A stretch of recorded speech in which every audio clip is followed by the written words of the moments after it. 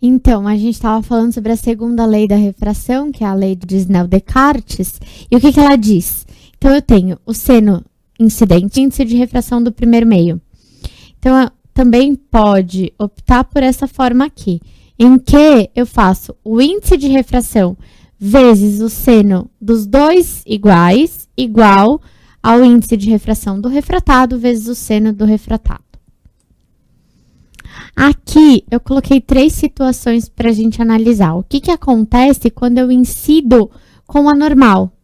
Quando eu incidir literalmente o meu raio de luz com a normal, então, como ele está na própria normal, a incidência vale 0. A refração também vale 0. Nesse caso, a gente não tem desvio. E nesse caso aqui, eu gosto dessa frase que eu coloquei para vocês, que do menos para o mais chega mais, que é um jeito que tem para não esquecer o que acontece. A luz refrata-se de um meio menos refringente para um meio mais refringente. Então, eu estou indo, por exemplo, do ar para a água. O que vai acontecer com o meu raio? O raio incidente que estava vindo com um certo ângulo com a normal, ele vai ser aproximado da normal. Então, do menos para o mais, chega mais. Isso ajuda bastante a gente. Novamente, se eu estou indo do ar para a água, do ar para o vidro, ou estou indo da água para o diamante, então o raio está vindo numa certa inclinação, ele tem um ângulo que seja de 60 graus, ele vai se aproximar da normal, ele vai virar 40, 35, depende do índice. E aí, o terceiro, que é o contrário, que é quando ele está indo de um meio mais refringente para um meio menos refringente. Então, a luz refrata-se de um meio mais refringente para um meio menos refringente com uma incidência oblíqua. O que isso quer dizer? Que ele estava vindo com um certo ângulo, a hora que ele mudou de meio, ele se afastou da normal.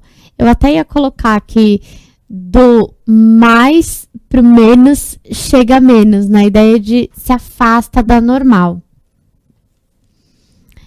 E aí vem algo interessante para se afastar da normal. Então, a gente vai trabalhar com agora uma coisa chamada ângulo limite. O que acontece aqui? Repararam que eu começava a incidir luz e ele ia mudando a angulação. Ele vai ficando mais oblíquo, conforme está aqui nesse nosso desenho. Será que não ia ter um momento em que eu ia incidir uma luz e ela ia passar na superfície, de tão oblíqua que ela foi ficando? Sim. Quando eles conseguiram enxergar isso, eles falaram, vamos dizer que aqui é o ângulo limite. A partir desse ângulo limite, ele não refrata mais. Ele vai passar a ter o quê? Reflexão total. Então, aqui, nessa situação, o ângulo de incidência é denominado de ângulo limite. E o seu valor depende dos índices de refração dos dois meios envolvidos. A primeira regra básica aqui tem que estar indo do meio mais refringente para o meio menos refringente. Isso é regra. Então, tem que estar do meio mais para o meio menos. E a outra coisa, eu vou usar a segunda lei de refração, que é a lei de Snell-Descartes, para provar isso. Então, o que eu faço? Se ela vai sair com a superfície, se a gente pensar na normal e a superfície, que angulação ela tem? 90 graus. Então, eu já sei o seno que ela passa a ter. Ela passa a ter um seno de 90 graus para o nosso seno refratado. Ok, então eu vou ter seno limite, que eu quero saber com quanto eu tenho que incidir para que ele passe na superfície. E aí, eu vou fazer o quê? Índice de refração do refratado sobre índice de refração do incidente. Isso daqui parece ser uma fórmula nova. Você olha e fala assim, nossa, mais uma fórmula para eu decorar. Ela não é uma fórmula nova. Se você entendeu bem a fórmula da segunda lei de refração E se você entender que quando ele tiver com ângulo limite, o nosso ângulo refratado é 90 graus, você vai ver que é a mesma coisa, em que só foi simplificado.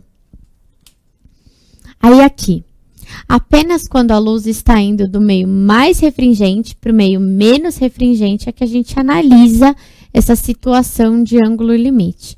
Quando o ângulo limite, o ângulo de incidência for maior que o ângulo limite, então, até então, estava sofrendo refração, chegou em um que ele passou na superfície, o próximo ponto é qual? O próximo ponto é que ele não mais vai refratar. O que vai acontecer é que a partir daquela angulação, todo raio incidente que eu tiver vai ser refletido. Chamamos esse fenômeno de reflexão total. Aqui tem uma imagem para mostrar para vocês bem o que é a reflexão total. Esse laser aqui incidiu com uma inclinação que entrou, ok, então sofreu refração. Aí, esse ângulo que veio, refletiu, refletiu, refletiu e refletiu. Então, sofreu um monte de reflexão total, certo? Aqui eu coloquei o que também eu falei sobre a ideia de parece que está mais longe, parece que está mais perto, é a ideia do dióptro plano. Essa foto também não tem Photoshop, é uma foto real. O que acontece? Como a câmera está dentro da água e essa parte translúcida, parece que a perna da pessoa é maior do que quem está fora, né? Então, agora o que a gente vai ver é a parte de dióptro plano. Eu até acho que a parte que mais cai em vestibular, quando se trata de refração, é dióptro plano. E se formos lembrar de reflexão, a gente via muita semelhança de triângulo. Com dióptro plano, continua sendo semelhança de triângulo. Então, aqui eu peguei uma imagem e o que acontece? A pessoa está olhando e ela está fora da água. Então, ela está num índice de menor refração. Ele é menos refringente que a água. Eu coloquei aqui aonde realmente está o objeto e qual é a distância do objeto até a superfície. Depois, eu coloquei aonde vai aparentar estar a imagem, que é aqui. E a distância da imagem até a superfície também. Como que a gente constrói esta parte? Se vocês olharem, esse raio aqui, ele é reto. Ele é como se eu não tivesse sofrido uma refração. Simplesmente o que aconteceu foi, incidiu e passou. Então, é onde vai criar a minha imagem. Mas aonde realmente está o meu objeto? A luz não é refratada, então ela não tem uma inclinação. Se a gente está indo de um meio menos para o meio mais, quer dizer o que é isso? Quer dizer que ela se aproximou da normal. Então, a gente vai e coloca aqui, certo? Então, novamente, dá para enxergar que eu tenho dois triângulos. Eu vou mudar de cor para enxergar melhor os nossos triângulos. Aqui, eu tenho um triângulo. Certo? Então, a nossa semelhança é feita com esse triângulo. E aqui, eu tenho outro triângulo, em que eu vou poder comparar muito bem a distância da imagem com a distância do objeto. Tem fórmula para isso? Tem, mas é uma fórmula que é semelhança de triângulos, teorema de Thales, que quer dizer o quê? Seria a altura sobre a outra altura, né? Então, a distância da imagem sobre a distância do objeto e o índice de refração do observador sobre o índice de refração do objeto. Tá. Quando eu estou olhando para a água, o que acontece? Quando eu estou olhando para a água, o peixe, o objeto, aparenta estar mais para cima do que ele realmente está. Aqui são as duas palavras que eu deixei para vocês, que eu falei que às vezes aparece. Às vezes você fala de índice passa e de índice provém. Então, nesse momento aqui, ele tá olhando para a água e a luz tá saindo daqui do peixinho e tá fazendo esse caminho, só que a gente vai enxergar como se fosse esse daqui, certo? E o outro? Ah, não, agora eu tô dentro da água e o meu objeto tá fora da água. Então, é mais ou menos o contrário do que seria o que a gente acabou de ver de estar olhando para a água.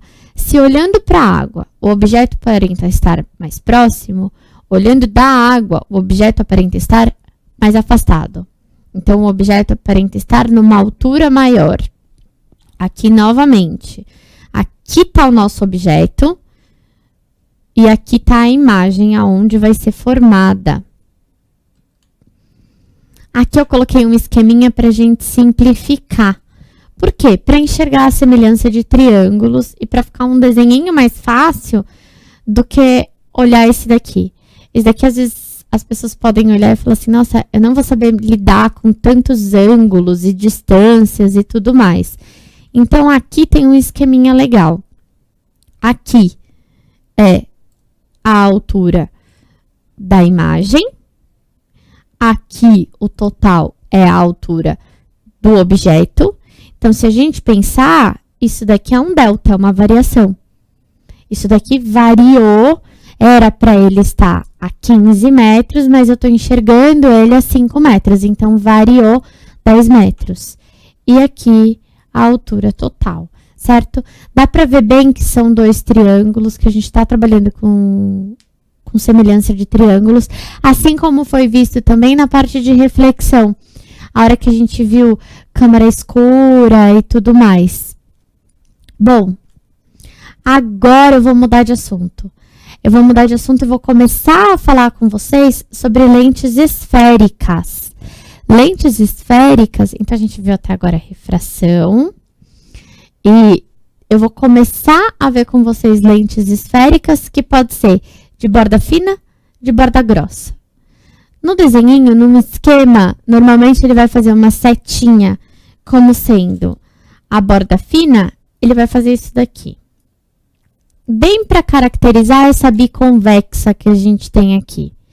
E quando ele quer caracterizar que é uma borda grossa, ele faz desta maneira aqui, como se fosse uma bicôncava. Certo? Mas não tem só esse tipo. Pode ser uma plano convexa, pode ser uma côncavo convexa. O que é côncavo? Côncavo é aquela ideia da concha, que a gente viu que a parte de dentro da concha da colher. Nossa, isso lembra espelho, lembra. Tanto lembra espelho, como as fórmulas vão ser próximas, os raios vão ser próximos. A gente vai dar uma revisada em espelho vendo lentes esféricas. E lente de bordo grosso, que é a espessa, né? Pode ser a bicôncava, pode ser a plano côncava e pode ser a convexo côncava. E ele não vai te dizer, ele vai simplesmente dizer, olha, é uma lente de borda fina e é uma lente de borda grossa. E eu volto para falar com vocês em um minutinho, no tempo da gente tomar uma água e começar a ver lentes esféricas.